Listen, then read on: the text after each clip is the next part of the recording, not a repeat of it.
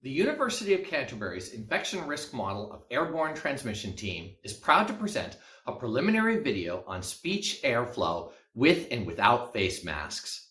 In this day and age, it is important to uncover and demonstrate how effectively face masks can defend against infectious disease. There are many ways to do this. In their 2020 overview, Peiman and Jermy provide an overview of the filtering efficacy of various types of face masks and respirator materials and designs. As they say, the breathability, facial fit, and contamination from used mask and respirator components are important factors to be considered in designing a filtering device. In their 2020 article in Physics of Fluid, Verna, Derrick, and Frankenfield used qualitative visualizations of emulated coughs and sneezes to show how airflow can leak out the top and bottom of masks, as well as through the mask itself. In a separate 2020 article, Verna, Derrick, and Frankenfield also show that face shields and masks with exhalation valves provide extremely poor protection against a person's airflow. In their 2020 article in the Journal of Aerosol Science, Kala and Hain used particle image velocimetry to show that mask flow resistance slows the spread of expelled particles and protects users from touching their own faces and noses.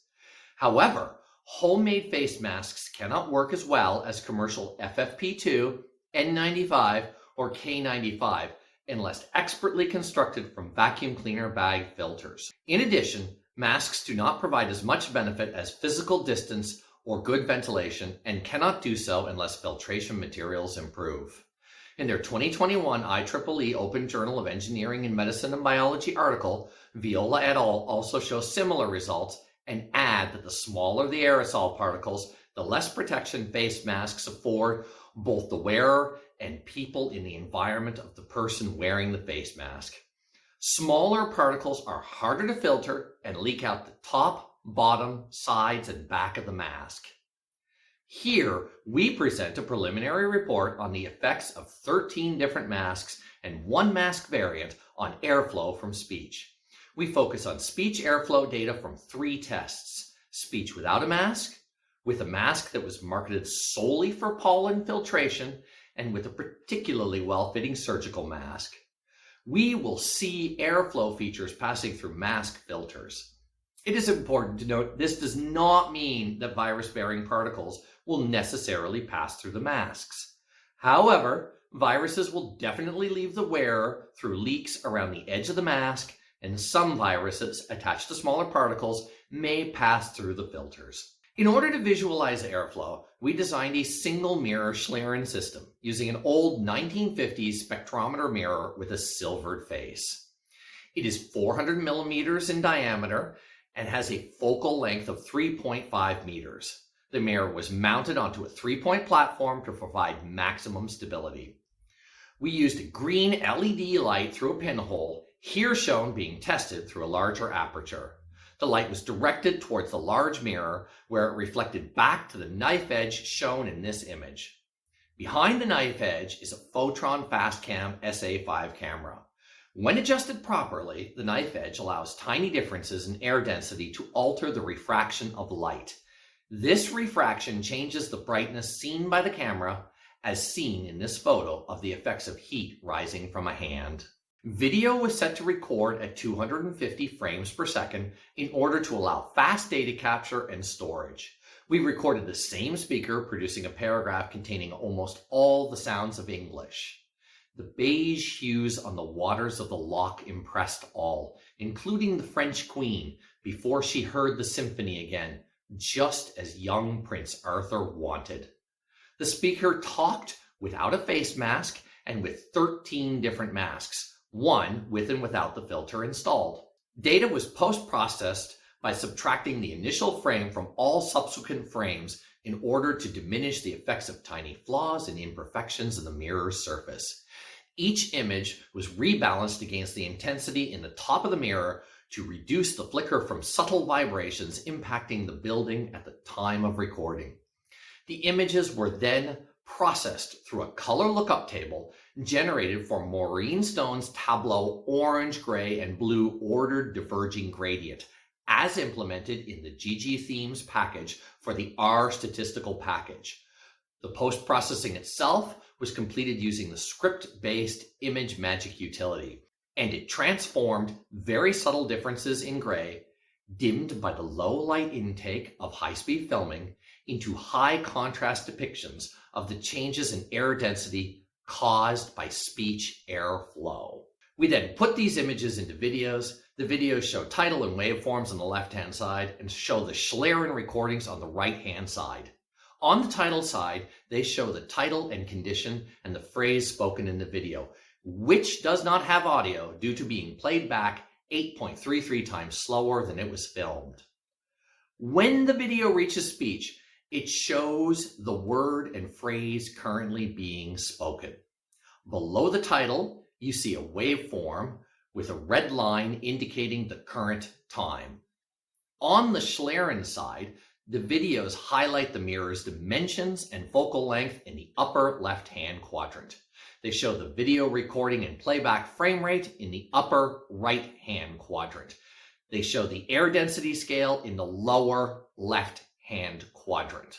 At the beginning, the videos also show a red-lit image of the speaker's face and face mask if they are wearing one. The face image fades out quickly so that the Schlieren image remains the focus of the video. For our first video, we show speech airflow without a face mask. At the beginning of this video, the speaker is breathing out through his nose. You can see quick pulses of air with high density fronts followed by low density fronts. After the participant begins to breathe in, you see very subtle body heat waves float upwards, visible as tiny changes in air density. The participant then exhales again and speech begins. Speech is characterized by large and rapidly moving airflow features. This is especially true for fricatives like s and zh, and most extremely for stops like p, t, and k.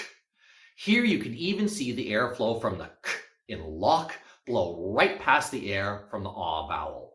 This airflow easily traverses right past the entire 40-centimeter diameter of the mirror, which should help the viewer understand why physical distancing rules during a pandemic call for a minimum of 2 meters of separation. Even normal speech can quickly span shorter distances, let alone coughing. Next, we show speech through a CORI pollen supermask. This mask is sold to help world travelers avoid hay fever and was never intended to reduce risk from bacteriological or viral infections. The CORI company has other masks for that purpose. The supermask does the job of stopping pollen well and is more comfortable than most face masks. However, you can see when we reach speech that air flows relatively easily through the mask. The airflow is not as complex as that which we see without a mask. It shows thinner and more uniform density waves that do not travel as far as those produced without a face mask. However, you can see that the density fronts do eventually span the length of the mirror, even if they also float upwards due to the heat from the air having been inside the body of the speaker. This means that masks that were not designed to be used for preventing the spread of disease may not be appropriate for that task. Lastly, here we show the benefits of using a Henry Schlein Halyard Level 2 surgical mask made right here in New Zealand. This is actually one of the most basic masks Henry Schlein manufactures. It is not rated to protect against blood or other bodily fluids. However, as you watch this video move into speech, you can barely tell that the speaker is speaking. Over time, you do see subtle air come out below and above the mask. This airflow looks a lot like the heat plumes that I discussed in the video without a face mask.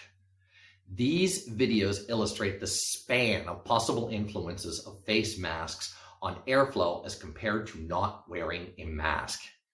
They also illustrate the need to select the appropriate mask for the personal protection task at hand. However, our research looks at relatively large airflows. The camera records 0.5 millimeter eddies. This airflow does not necessarily contain any virus particles. We can expect that even the crudest of mask materials will reduce particle and hence viral content from outgoing air.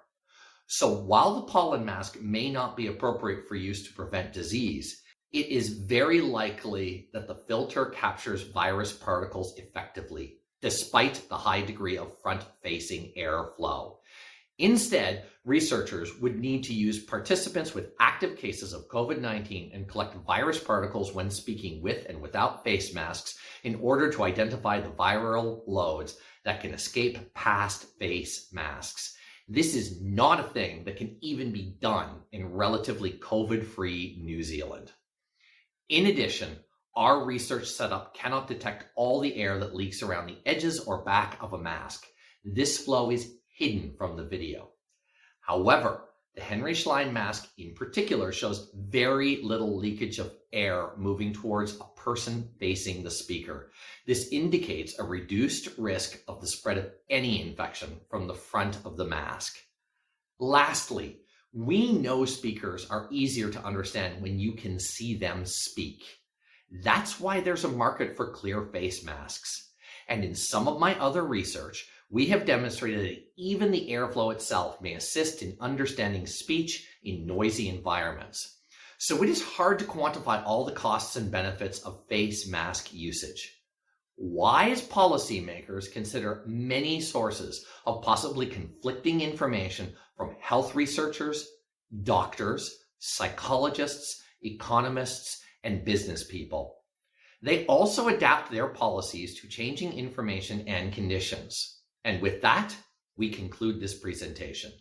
Our team members include Professor Mark Jermy, Dr. Natalia Kabaliuk, and Mr. Luke Longworth, all from the University of Canterbury's Department of Mechanical Engineering. Peiman Pishyar-Dehkordi, a PhD student at UC's Department of Linguistics and English Language. Julian Phillips, the Technical Officer for Mechanical Engineering.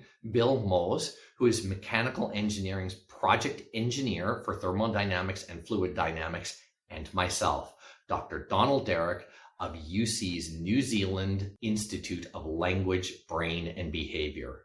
We would like to thank the New Zealand Ministry of Business Innovation and Employment, who generously provided the MBIE COVID Innovation Acceleration Fund Grant Infection Risk Model of Airborne Transmission to facilitate decisions about PPE, ventilation, and isolation in shared indoor spaces. We are also working in collaboration with the University of British Columbia's Interdisciplinary Speech Research Lab, headed by Professor Brian Jick.